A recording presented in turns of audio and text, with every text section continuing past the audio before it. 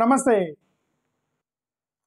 రోహిత్ ఆర్య 17 మంది చిన్నపిల్లల్ని బాంబేలో కిడ్నాప్ చేసి, అంటే హోస్టేజ్ అంటారు, కిడ్నాప్ అనరు, బందీ చేశాడు. బందీ చేసి తన డిమాండ్ల్ని గతంలో బాలీవుడ్ వెడ్నెస్డే అని ఒక స్టోరీ ఉండే. గతంలో వెడ్నెస్డే అని చెప్పి ఒక అవార్డ్ విన్నింగ్ స్టోరీ ఒకటి ఉంది, మూవీ స్టోరీ. అది ఒక స్కూల్ టీచర్ తనకేదో అన్యాయం జరిగిందని చెప్పేసి ఎవరో ఒక ముఖ్యమంత్రిని ఎవరినో కిడ్నాప్ చేస్తాడు. అతను కిడ్నాప్ చేసి అక్కడ బెదిరించడం మొదలెడతాడు అనమాట. So I think he's influenced by such movie stories. This Rohit Arya, అతనుకి అన్యాయం జరిగింది. అతనికి 100% అన్యాయం జరిగింది. అన్యాయానికి గురైనటువంటి ఒక బాధితుడు ఏం చేయాలో తెలియక, వ్యవస్థని తట్టుకోలేక, వ్యవస్థల మీద జరుగుతున్నటువంటి దుర్మార్గాన్ని భరించలేక ఒక సీరియస్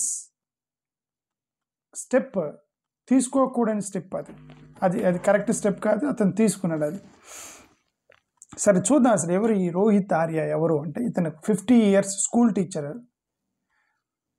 యూట్యూబర్ అట, యూట్యూబ్లో వీడియోలు పెడుతుంటాడట, ఫిల్మ్ మేకరు, సినిమాలు కూడా తీసాడట. గతంలో నాగ్పూర్లో ఉన్నటువంటి ఒక సోషల్ యాక్టివిస్ట్, మహారాష్ట్ర ఒరిజినల్గా Pune, but settled in Nagpur it seems. Okay, he ran a firm called Apsara media entertainment networks అని ఒకదాన్ని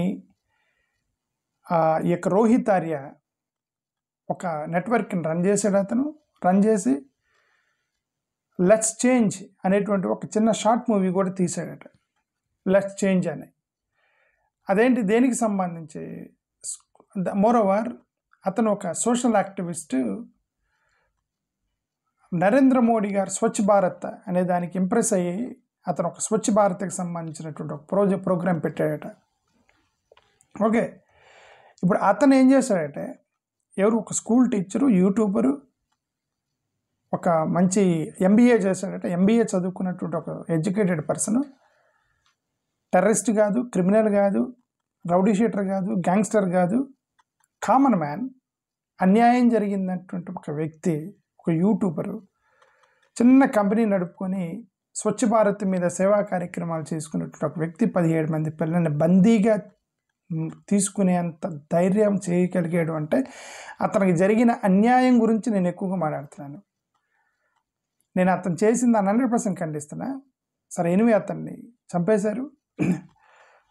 మరి ఆ పరిస్థితుల్లో తప్పదు, ఎందుకంటే చిన్నపిల్లలు ఉన్నారు కాబట్టి పోలీసులు రిస్క్ తీసుకోరు కాబట్టి చంపేశారు. కాబట్టి there is no debate on that. అతన్ని చంపేశారు అన్న దాంట్లో డిబేట్ ఏం లేదు. ఎందుకంటే ఇట్స్ మ్యాటర్ ఆఫ్ తెలియదు కదా అతను నిజంగా ఏ ప్లాన్లో ఉన్నాడని పోలీసులకు కూడా తెలియదు. 17 మంది చిన్నపిల్లలు అంటే మరి అతను కాపాడాలని బెనిఫిట్ ఆఫ్ డౌట్ మీద అతను చంపేశారు. That's good job.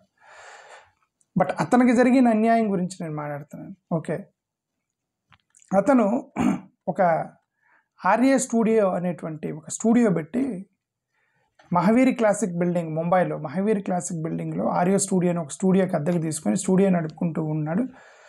తను ఆడిషన్స్ కోసమని ఒక అడ్వర్టైజ్మెంట్ ఇచ్చాడట. చిన్నపిల్లలు కావాలి అని చెప్పి అడ్వర్టైజ్మెంట్ ఇచ్చాడట. ఒక సినిమా తీస్తున్నాను, దానికి ఆడిషన్స్కి చిన్నపిల్లలు అప్లై చేసుకోండి అంటే మొత్తం 200-300 మంది చిన్నపిల్లలు వచ్చారట. వాళ్ళల్లో తను ప్లాన్డ్గా ఇచ్చాడు అడ్వర్టైజ్మెంట్. వాళ్ళలో ఒక 10-17 మందిని కొద్దిగా పెద్దగా ఉన్నవాళ్ళు, 15-20 సంవత్సరాలు పెద్దగా ఉన్నవాళ్ళు. అంటే అతను క్రిమినల్ కాదు అనటానికి ఇది ఒక నిదర్శనం. ఎందుకంటే అతను ఆడిషన్స్ పిలిచి దాంట్లో 10-17 సంవత్సరాల మధ్య ఉన్నటువంటి పెద్ద పిల్లలు మాత్రమే సెలెక్ట్ చేసుకొని, నువ్వు సెలెక్ట్ అయ్యే ఒక రూమ్లోకి వెళ్ళమని అతన్ని ఒక రూమ్లోకి పంపించి మిగతా చిన్నపిల్లల్ని వీళ్ళందరినీ వెనక్కి పంపించేశాడు అనమాట. చిన్నపిల్లల్ని అందరిని వెనక్కి పంపించేశాడు. ఓన్లీ 10-17 సంవత్సరాలు భయపడినటువంటి ఒక టీనేజ్ బాయ్స్ని పట్టుకొని ఒక రూమ్లో బంధించాడు 17 మందిని. ఒక సెల్ఫీ వీడియో రిలీజ్ చేశాడు. సెల్ఫీ వీడియో రిలీజ్ చేసి, నేను కొంతమంది అధికారులతో మాట్లాడాలి. అతను మాట్లాడింది ఏంటి, అతను ఏం మాట్లాడాడంటే ఆ యొక్క వీడియోలో, నేను ఒక 17 మంది పిల్లల్ని హోస్టేజ్ తీసుకున్నాను, ఒక సీనియర్ సిటిజన్, ఒక అన్ఐడెంటిఫైడ్ మ్యాన్ హోస్టేజ్ తీసుకున్నాను. ఓకే, గ్రౌండ్ ఫ్లోర్లో ఒక ఎయిర్ గన్ చెప్పాడు అతను, ఒక ఎయిర్ గన్ ఉంది నా దగ్గర, ఇన్ఫ్లేమబుల్ కెమికల్స్ ఉన్నాయి, పెట్రోలు ఇట్లాంటివి అన్నీ కూడా ఉన్నాయి, లైటరు ఇవన్నీ ఉన్నాయి, మీరు కనుక ఏమైనా తేడా వస్తే నేను కాల్చుకుంటాను, వీళ్ళందరినీ కాల్ చేస్తాను, నేను నా దగ్గర ఉన్న పిల్లల్ని వీళ్ళందరినీ అని చెప్పి ఒక వీడియో రిలీజ్ చేశాడు. అతను ఏం చెప్పాడంటే నేను చాలా ప్లాన్డ్గానే వీళ్ళందరినీ హోస్టేజ్ తీసుకున్నాను అన్నాడు.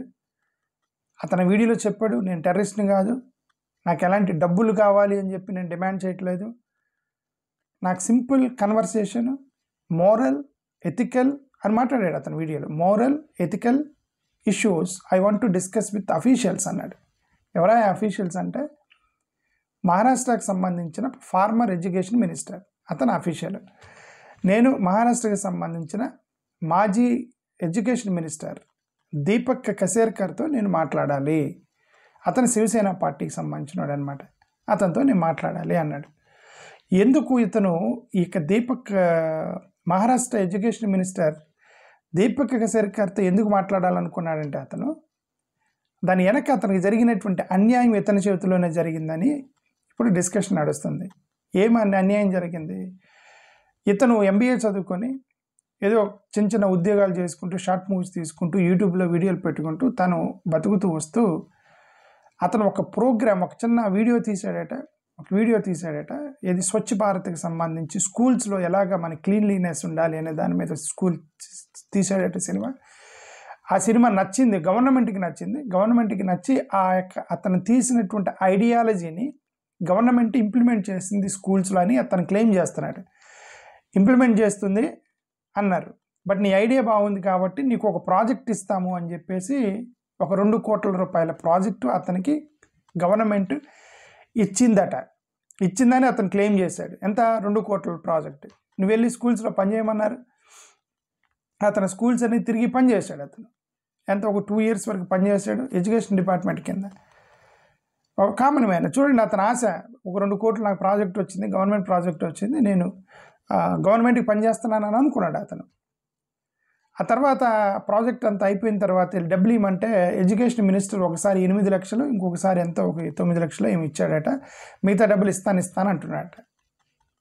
ఇదేంటంటే ఇది గవర్నమెంట్ ప్రాజెక్ట్, స్వచ్ఛ భారత్కి సంబంధించిన స్కూల్స్లో నేను ప్రాజెక్ట్ చేశాను కదా, నాకెందుకు ఒకసారి 8 లక్షలు ఒకసారి 7 లక్షలు ఇచ్చారు, అంటే 15 లక్షలు ఇచ్చారు మొత్తం. అతను 2 కోట్లు అనుకున్నాడు, 2 కోట్ల రూపాయలు రావాలనుకున్నాడు అతను, 15 లక్షలు ఇచ్చారు, మరి మిగతా డబ్బులు ఎందుకు ఇవ్వరు అంటే ఇస్తాను అంటున్నాడట మినిస్టర్. అంటే అర్థం ఏంటి? ఇక్కడ ఒక షాకింగ్ ఉంది, నేను చదివి నాకు అర్థమైంది. అతను చనిపోయిన తర్వాత ఇప్పుడు గవర్నమెంట్ ఏమంటుందంటే ప్రాజెక్టు అతని పేరు మీద లేదు, అఫీషియల్గా అతనికి మేము కాంట్రాక్ట్ ఇవ్వలేదు అని గవర్నమెంట్ చెప్తుంది. ఇతను ఏమనుకున్నాడు, నేను ప్రాజెక్టు నేను చేస్తున్నాను అనుకున్నాడు. అంటే అర్థం ఏంటి? మధ్యలో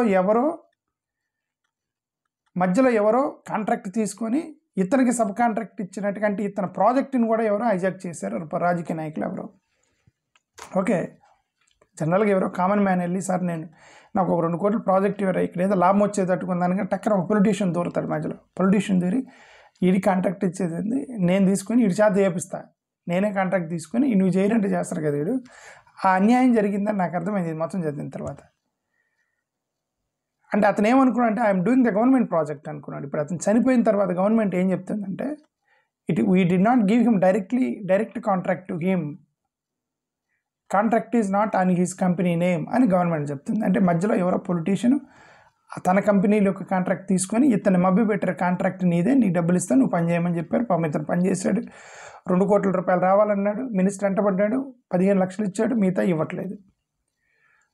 అతనికి డబ్బులు ఇవ్వట్లేదు అని ఒక అర్థమయ్యి అతనికి హంగర్ స్ట్రైక్ చేశాడు. చూడండి ఇదంతా ఇన్స్టెంట్స్. అతను కామన్ మ్యాన్, చదువుకున్నాడు, యూట్యూబ్లో వీడియోలు పెడుతున్నాడు, మినిస్టర్లకు తెలుసు, ప్రజల మొత్తానికి తెలుసు. ఓకే, ఒక ప్రాజెక్ట్ చేశాడు, 2 కోట్ల రూపాయలు డబ్బులు ఇవ్వాలని తెలుసు, మినిస్టర్ని అడుగుతున్నాడని తెలుసు. అంటే అందరికి తెలిసిన వ్యక్తి, టెర్రరిస్ట్ ఏం కాదు, క్రిమినల్ కాదు, రౌడీ షీటర్ కాదు, గ్యాంగ్స్టర్ కాదు, కామన్ మ్యాన్, అందరికి తెలిసినటువంటి ఒక వ్యక్తి. అతను హంగర్ స్ట్రైక్ చేశాడట. ఇది ఇన్సిడెంట్కి ముందు హంగర్ స్ట్రైక్ చేశాడట. నేను చచ్చిపోయేంత వరకు నేను హంగర్ స్ట్రైక్ చేస్తున్నాను మినిస్టర్ ఇంటి ముందని. అంటే హంగర్ స్ట్రైక్ కూర్చున్నప్పుడు కూడా ఇతను చాలా సీరియస్గా ఉన్నాడు, ఈయనకు రావాల్సినటువంటి ఏరియాస్ మీద, డబ్బుల మీద చాలా సీరియస్గా ఉన్నాడు. అని అతనితో సెటిల్ చేద్దామని వాళ్ళకి అనిపించలే కామన్ మ్యాన్ ఈడేం బిగుతాడు అని చెప్పి ఏదో అంగర్ సైకి కూర్చున్నట్టే కూర్చొని పడుచుకోకుండా వాడేపోతుంది. అంటే బలం ఉన్నటువంటి అధికారం ఉన్నటువంటి ఆఫీసర్లు చేసేటువంటి పని గురించి మాట్లాడుతున్నాను నేను. అంటే ఇతనికి అన్యాయం జరిగిందని చెప్పడానికి ప్రయత్నం చేస్తున్నాను. అఫ్కోర్స్ అది చేసిన తప్పు. అతను ఇక హంగర్ స్ట్రైక్ కూర్చున్నా కూడా అతనికి ఆ డబ్బులు ఇవ్వలేదని చెప్పి ఎలాగైనా సరే నేను హోమ్ మినిస్టర్ పొలిటీషియన్స్ వాళ్ళు ఎవరు నాతో మాట్లాడట్లేదు, నన్ను సరిగ్గా ట్రీట్ చేయట్లేదని అతను ఒక డెసిషన్కి వచ్చాడు. ఒక వీడియో రిలీజ్ చేసినప్పుడు దాంట్లో ఒక మాట అన్నాడు, ఏమన్నా ఆత్మహత్య చేసుకునే బదులు నేను ఒక ప్లాన్ వేసాను, వీళ్ళని హోస్టేజ్ తీసుకున్నాను అని అన్నాడు. అంటే అర్థం ఏంటి? అతను సూసైడల్ థాట్ వచ్చింది. ఇంక నేను బతకడం వేసి నేను చచ్చిపోదాం అనుకున్నాడు. అనుకొని అతనికి అనిపించి ఉండవచ్చు, నేను చచ్చిపోతే వీళ్ళందరూ లాభపడతారు, నేను చచ్చిపోతే ఆ డబ్బులు రావు, నేను ఎందుకు చచ్చిపోవాలి, బెదిరిద్దామని అనుకుని ఉండొచ్చు. అతను ఎలాగ సూసైడల్ థాట్ వచ్చింది అతనికి, బెదిరిద్దామనుకున్నట్టున్నాడు. ఈ రాంగ్ స్టెప్ తీసుకున్నాడు. రాంగ్ స్టెప్ ఏముంది? ఇప్పుడు అతన్ని సూసైడ్ చేసుకుని చచ్చిపోయింది ఒకటి. ఓకే, సో ఒక ఛాన్స్ తీసుకున్నాడు అతను. ఛాన్స్ తీసుకొని ఇది 17 మంది పిల్లల్ని ఆడిషన్ ఇచ్చి 15 మంది పిల్లల్ని తీసుకుని రూమ్లో బంధించి ఒక వీడియో పెట్టి, నేను అఫీషియల్స్తో మాట్లాడాలి, నాకు డబ్బులు వద్దు, నేను టెర్రరిస్ట్ని కాదు, నేను క్రిమినల్ కాదు, కావాలని. సో ఇప్పుడు పోలీసులు ఆ యొక్క హోటల్లో ఏదైతే హోటల్లో బాత్రూంలో నుంచి ఆ గ్లాసుల్లో నుంచి దూకి లోపలికి దిగి అతన్ని కాల్చి చంపారు. అతను చనిపోయాడు, పిల్లల్ని విడిపించారు 17 మందిని. ఇప్పుడు ఇక్కడ పాయింట్ ఏంటంటే, అఫ్కోర్స్ అక్కడ అపోజిషన్ వాళ్ళు మీరు సిట్ అయ్యండి, మీరు చంపాల్సిన అవసరం ఏముంది, అతను క్రిమినల్ ఏం కాదు కదా, బెదిరిస్తున్నాడేమో అని అపోజిషన్ వాళ్ళు అన్నారు. బట్ పోలీసులు ఏమంటారంటే, we don't want to take benefit of doubt, తీసుకోవటం ఇష్టం లేదు, ఎందుకంటే చిన్నపిల్లలు ఉన్నారు, ఒకవేళ తను నిజంగా క్రిమినల్గా ఒకవేళ అతను బందీ చేయగలిగినంత ప్లాన్ ఉన్నా కూడా ఒకవేళ చంపేస్తే పిల్లల ప్రాణాలు పోతాయని, so we don't want to take risk అని పోలీసులు చెప్పారు. That's fine, we have to support police decision. ఎందుకంటే ఆ సిచ్యువేషన్ని అసెస్ చేయాల్సింది వాళ్ళే. ఒకవేళ లేదంటే అతను నార్మల్గా పెడితే ఎలాగో పొలిటీషియన్స్తో కొట్లాడుతున్నాడు, గవర్నమెంట్తో, రాజకీయ నాయకులు కాబట్టి రాజకీయ నాయకులు లేపారు అన్నారో మనకు తెలియదు. ఇది anything what happen we don't know. But the police bathroom యొక్క పైన విండో కాదు ఏమంటారు, పైన బాత్రూమ్ డోర్లు ఉంటాయి కదా, బాత్రూమ్ వెంటిలేటర్స్లో నుంచి బాత్రూంలోకి దిగి అటు నుంచి బయటికి వెళ్ళి అతన్ని షూట్ చేశారు. ఓకే, ఒక ఇన్స్పెక్టరు ఒక 5 టీం కలిసి అతన్ని ఆపరేషన్ చేసి అని చంపారు. ఇది జరిగింది పాపం ఆర్య, ఏం పేరు అతని పేరు, రోహిత్ ఆర్య కేసు ఇప్పుడు సెన్సేషన్ అనేది నేను నిన్న వీడియోలో కూడా పెట్టాను నేను. సరే ఇప్పుడు ఇది ఇతని విక్టిమా లేదంటే తన బ్యాడ్ పర్సనా అంటే రెండూ చెప్పలేం. 100% ఒకటి కనిపిస్తుంది, విక్టిమ్ అని మాత్రం కనిపిస్తుంది.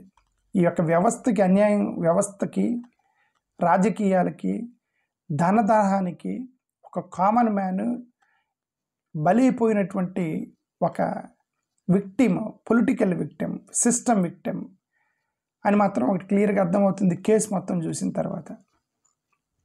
ఓకే, ఒకటి అతని కాంట్రాక్ట్ అతనికి ఇవ్వకుండా వేరే కంపెనీ తీసుకోవటం, ఇతనికి రావాల్సిన 2 కోట్ల ప్రాజెక్ట్ని 15 లక్షలు ఇచ్చి తర్వాత చూద్దాం అంటున్నారంటే మధ్యలో చేయటం, అతని చేత పని చేయించుకోవడం, డబ్బులు రాపటం, హోప్ పెట్టడం, తను నాకు డబ్బులు వస్తాయని చెప్పి కష్టపడి స్కూల్ తిరిగి అతను ప్రాజెక్ట్ చేయటం, ఇదంతా కూడా విక్టిమే. తర్వాత ఫైనల్గా అతను మోసపోయానని తెలుసు కదా, ఇట్స్ ఎ విక్టిమ్.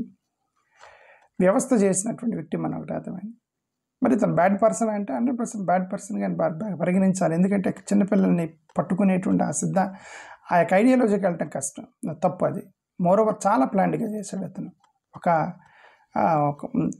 అడ్వర్టైజ్మెంట్ ఇచ్చి ఆడిషన్స్ అని పిలిచి ఎక్కడెక్కడో మహారాష్ట్రలో నుంచి చాలామంది చిన్నపిల్లలు వస్తే వాళ్ళలో 17 మందిని సెలెక్ట్ చేసుకొని సెలెక్టివ్గా తీసుకెళ్ళి బంధించి, అంటే ఇంత ప్లాన్ చేశాడంటే it's a crime, 100% crime. Okay, but అతను క్రిమినల్ చేసింది సిస్టమే అని నాకైతే అనిపించింది ఈ ఎంటైర్ కేసు చూసిన తర్వాత. That's all what we can do. ఇప్పుడే మనం ఎంత చేసినా సరే కామన్ మ్యాన్కి ఆప్షన్స్ ఉండవు. కొంతమంది ఒక్కో రకంగా, కొంతమంది ఆలోచిస్తారు, కొంతమంది వదిలేస్తారు, పోనీ నేను మళ్ళీ సంపాదించుకుంటాను డబ్బులు, లేదంటే ఇలాగే పస్తు పడుకుంటాను, పేదవాడిగా మిగిలిపోతాను, సంతోషంగా ఉంటానని కూడా ఒకడు వీడు నన్ను మోసం చేశాడు, వీడు అంతు తెలుస్తానని పోయి ఇది ఇట్లాంటి దాడి చేసేవాడు ఒకడు, నా వల్ల కాదు ఇది అన్యాయమైందని సూసైడ్ చేసుకునేవాడు ఒకడు, పోయి ఎక్కడో నక్సలిస్టులోను టెర్రరిస్టులోను చేరేవాడు ఒకడు. వీటిలాగా సెల్ఫ్ ఏమంటారు క్రిమినల్గా మారాలనే ఆలోచన ఒక్కొక్కడికి ఒక్కొక్క ఆలోచన వచ్చింది.